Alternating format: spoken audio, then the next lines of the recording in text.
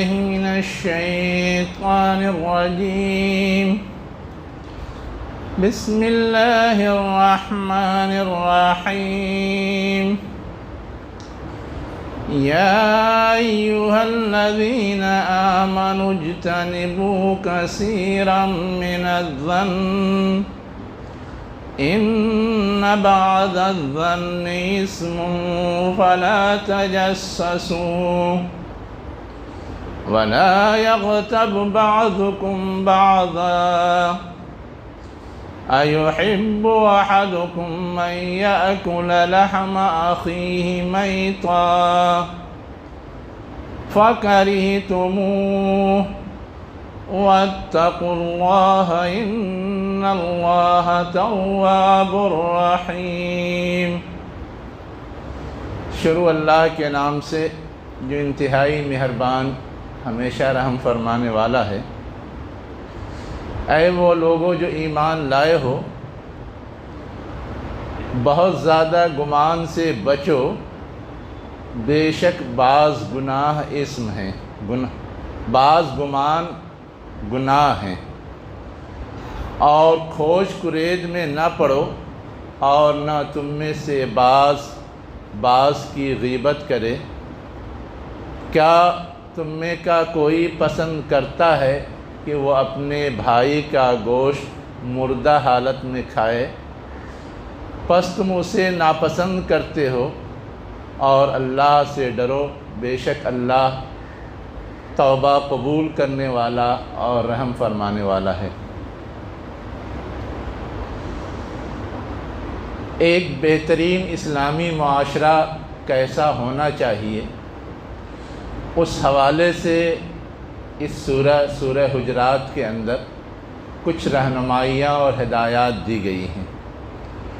انہی ہدایات میں سے ایک ہدایت وہ ہے جو اس آیت کے شروع میں ہے کہ بہت زیادہ گمان کرنے سے بچو، اس لیے کہ بعض گمان گناہ ہوتے ہیں. یہ گمان ہے کیا چیز جس سے بچنے کی تلقین کی گئی ہے؟ اصل میں ہمیں اور آپ کو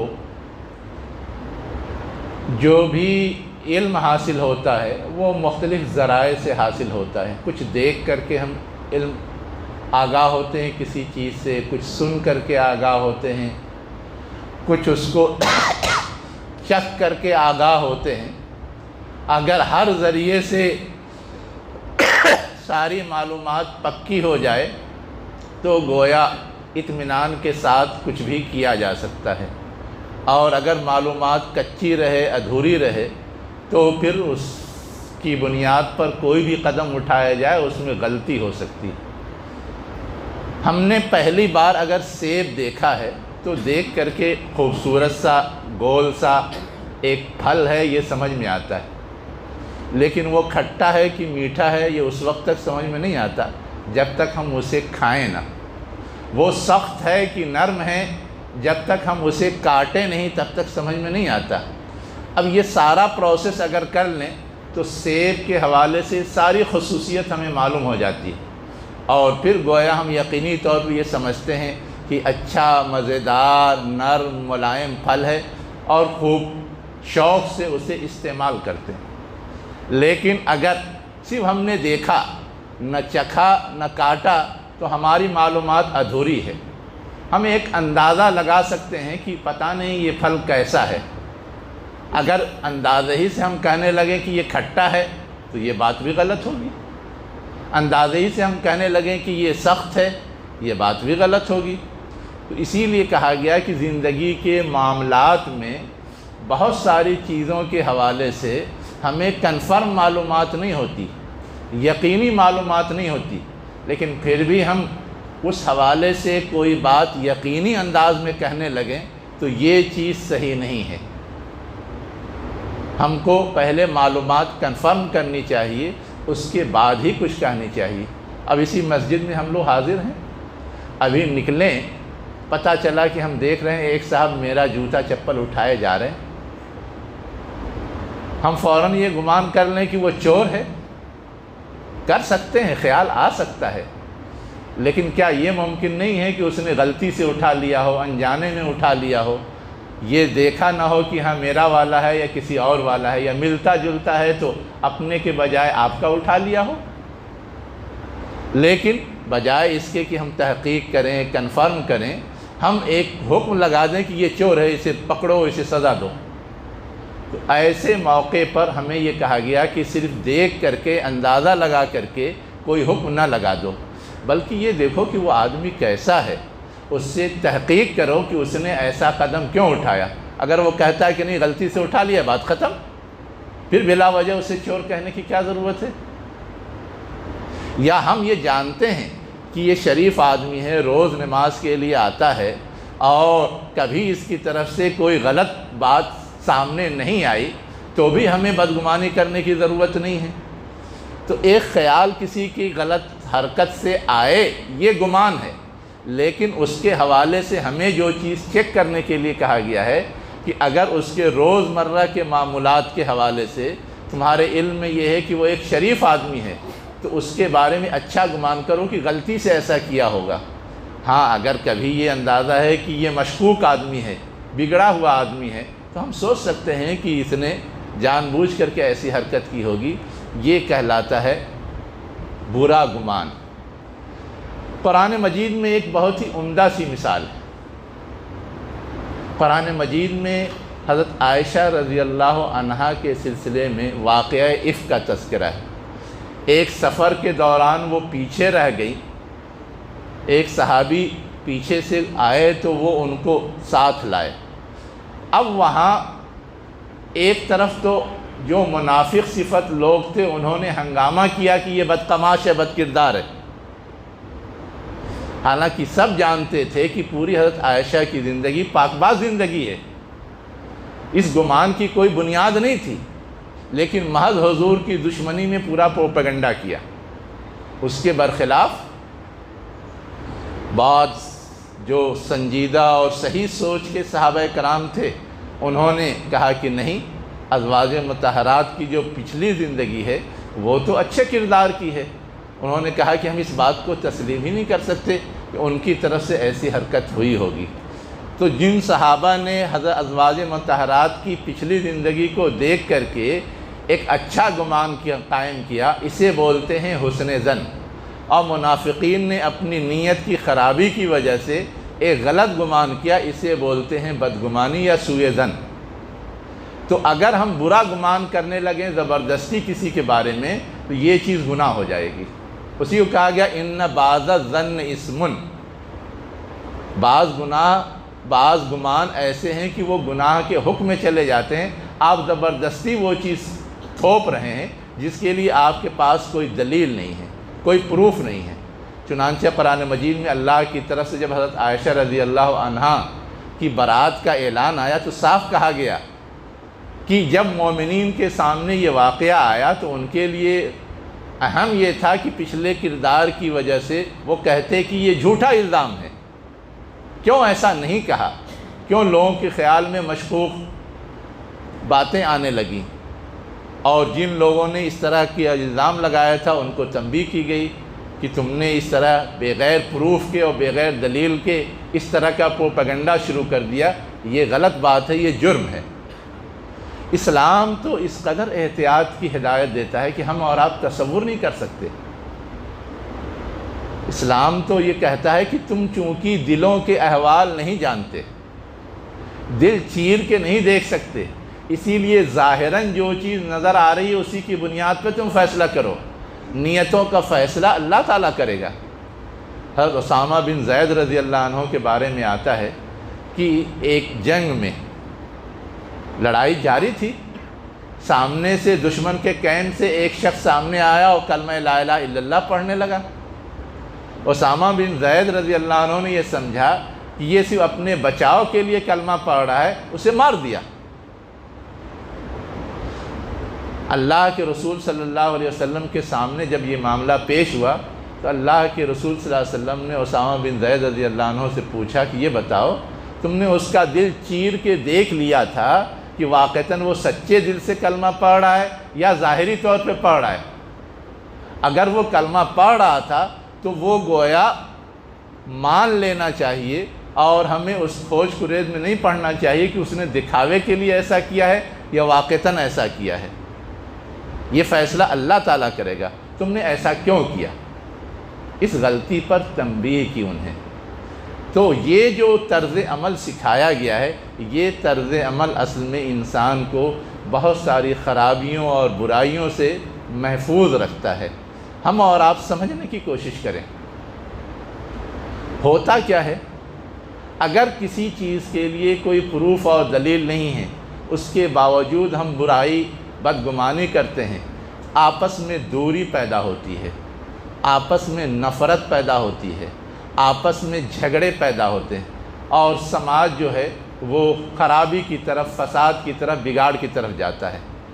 آج کل بہت معاملات آتے ہیں میاں بیوی کے جھگڑے کے، اور تحقیق کیجئے تو پتہ کیا چلے گا؟ صرف بدگمانی پہ مبنی ہے۔ رات میں دیر سے آتے ہیں، کہاں رہتے ہیں نہیں معلوم، لیکن اب ایک شبہہ پیدا ہو گیا، ایک شک پیدا ہو گیا، اور آپس کے جھگڑے شروع ہو گئے۔ بہت سارے ایسے موبائل پہ فون نمبر نظر آ رہے ہیں جس کو ہم نہیں جانتے۔ اب یہ کون ہیں، کس سے ان کا رابطہ ہے، کس سے ان کا تعلق ہے؟ ایک شوہر اپنی بیوی کے حوالے سے بھی یہ سوچنے لگتا ہے، ایک بیوی اپنے شوہر کے حوالے سے بھی یہ سوچنے لگتی ہے، اور پھر نفرت اور دوری اور جھگڑے شروع ہو جاتے ہیں۔ یہ سب بدگمانی کے دائرے میں۔ اگر ہم نے دیکھا ہے اپنے شوہر کو، اور ہمیں معلوم ہے کہ ہمارا شوہر اچھے کیریکٹر کا ہے، تو غیر ضروری طور پہ اس طرح کے خیالات کو اپنے ذہن میں پنپنے نہیں دینا چاہیے، بڑھنے نہیں دینا چاہیے، ورنہ یہی چیز بڑھتے بڑھتے آپس کے تعلقات کو توڑنے والی اور ختم کرنے والی بن جاتی ہے۔ پھر وہ نباہ مشکل ہو جاتا ہے، اور طرح طرح کے مسائل شروع ہو جاتے ہیں۔ یہ روزمرہ کی زندگی میں ہوتا ہے، روزمرہ کی زندگی میں اور سارے معاملات میں ہوتا ہے۔ کوئی کسی کو بدنام کرنا چاہتا ہے تو بھی شوشہ کھڑا کر دیتا ہے۔ اگر پہلے سے کوئی نہ سمجھ رہا ہو تو وہ بدگمانی کا شکار ہو سکتا ہے۔ حضرت سعد بن ابی وقاص رضی اللہ عنہ کو حضرت عمر رضی اللہ عنہ نے کوفہ کا گورنر بنا کر کے بھیجا۔ اب وہاں کسی کو کچھ شکایت ہوئی تو وہاں سے کچھ لوگوں نے حضرت عمر رضی اللہ عنہ سے شکایت کر دی کہ یہ سعد بن ابی وقاص رضی اللہ عنہ ہم لوگوں کو صحیح انداز سے نماز نہیں پڑھاتے، صحیح طریقے سے نماز نہیں پڑھاتے۔ حضرت عمر رضی اللہ عنہ نے سعد بن ابی وقاص رضی اللہ عنہ سے پوچھا کہ تم کیسی نماز پڑھاتے ہو؟ سعد بن ابی وقاص رضی اللہ عنہ نے کہا جیسے میں نے حضور کو پڑھاتے ہوئے دیکھا ہے ویسے ہی پڑھاتا ہوں۔ حضرت عمر رضی اللہ عنہ نے کہا میرا گمان یہی تھا تمہارے بارے میں، لیکن یہ شکایت پہنچی تھی اس لیے پوچھ دیا۔ فوراً صرف شکایت پر مان نہیں لیا عمر رضی اللہ عنہ نے کہ ہاں کوفہ والوں کی شکایت صحیح ہے، اس لیے کہ پہلے سے وہ سعد بن ابی وقاص رضی اللہ عنہ کو جانتے تھے، اور اسی جانکاری کی بنیاد پر انہیں گورنر بنا کے بھیجا تھا۔ لیکن ذمہ دارانہ حیثیت میں اگر شکایت آئی ہے تو اس کی تحقیق کر لینا ضروری ہے، اس لیے انہوں نے پوچھ لیا۔ اور جب انہوں نے یہ بات کہی تو ان کے پچھلے ریکارڈ کی وجہ سے اسی کو تسلیم کیا اور کوفہ والوں کی بات کو ریجیکٹ کر دیا۔ تو اگر عملی زندگی میں ہم بھی یہ طریقہ اپنانے لگیں تو ہم بھی بہت سارے فتنوں سے اور بہت سارے آپسی تعلقات کے بگاڑ سے محفوظ رہیں گے۔ اللہ کے رسول صلی اللہ علیہ وسلم نے ہمیں اس سے آگے طریقہ اور ڈھنگ سکھایا ہے کہ اگر کہیں پر کسی کو غلط گمان ہو سکتا ہو، کسی کے ذہن میں غلط خیال آ سکتا ہو، تو ہماری ذمہ داری ہے کہ ہم اپنے تحفظ کے لیے اور اپنے آپ کو دوسروں کی بدگمانی سے محفوظ رکھنے کے لیے ہم اس سے معاملے میں محتاط رہیں، ہم اس معاملے میں احتیاط برتیں، اس لیے کہ دھوکہ دینے والے دنیا میں مختلف انداز سے دھوکہ دیتے رہتے ہیں۔ خود حضور کے بارے میں یہ آتا ہے کہ ایک موقع سے آپ اپنی کسی بیوی کے ساتھ گزر رہے تھے، کچھ صحابی آپ کے سامنے آ گئے، تو آپ نے ان صحابیوں کو قریب بلا کر کے کہا کہ یہ میری بیوی ہے۔ اب صحابہ کرام بھی پریشان ہو گئے کہ اللہ کے رسول نے یہ وضاحت کی، گویا اللہ کے رسول کے ذہن میں یہ خیال آیا کہ ہم ان کے بارے میں کچھ سوچ رہے ہیں کہ پتہ نہیں کس عورت کے ساتھ جا رہے ہیں۔ تو انہوں نے کہا کہ ہم آپ کے بارے میں ایسا خیال کر سکتے ہیں؟ آپ نے آخر یہ کیسے سوچ لیا؟ اللہ کے رسول صلی اللہ علیہ وسلم نے وضاحت کی کہ انسان کے خون کے ساتھ شیطان گردش کرتا ہے، وہ کبھی بھی کسی کو ورغلا سکتا ہے، مس گائیڈ کر سکتا ہے، اور غلط خیال اور غلط وسوسہ اس کے ذہن میں ڈال سکتا ہے۔ اس لیے میں نے یہ وضاحت کی تاکہ تم لوگوں کو اطمینان رہے کہ یہ کوئی غیر عورت نہیں ہے، یہ میری بیوی ہے۔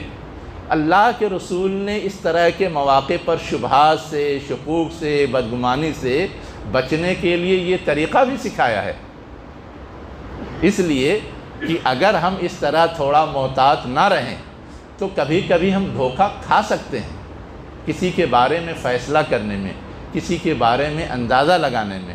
اس لیے کہ بہت سارے لوگ سماج اور معاشرے کے اندر ایسا بھی ہوتا ہے کہ تقدس کا لبادہ اوڑھ کر کے لوگوں کو مس گائیڈ کرتے ہیں، گمراہ کرتے ہیں۔